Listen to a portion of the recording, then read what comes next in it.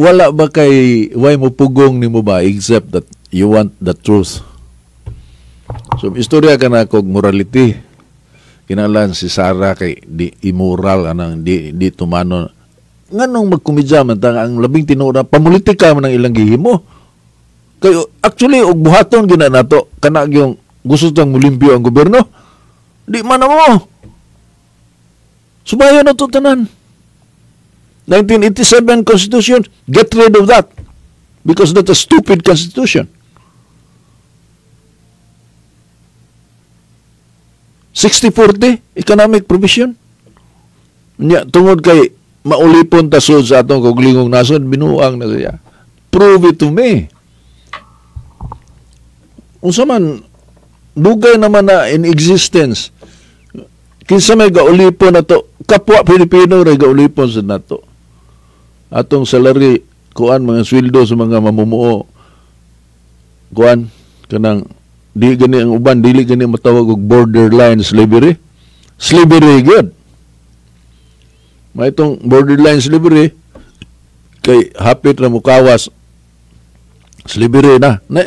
In some cases, slaves good. Ulipon good. Ang mga Pilipino, sud mismo sa nasod, ang nag-ulipon mga Pilipino, Rosad. Muna yung klaro nga istorya. O gusto tag tinarong-tarungon tan eh. Eleksyon na to, kada tulo ka tuig gusto mo ng klasiha sa panggobyerno every 3 years mag-eleksyon ta. Kuno na ako nun yung tinarong na. Mga tao maghuwat og tulo ka tuig kay pinalitay na sad.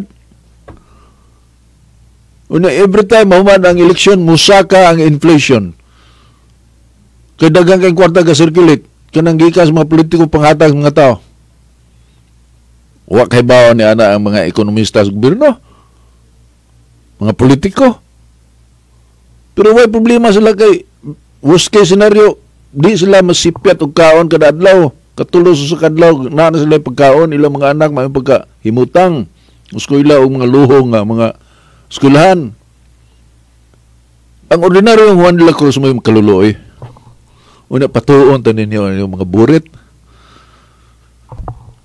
Ug magisgot ang politika so magpolitika ta. Let's play the game. Ayaw kong dramahin na yung moralidad unsa pa na diha kay di na tinuod. O gusto ta, nga, mao gina din, mag-reform ta.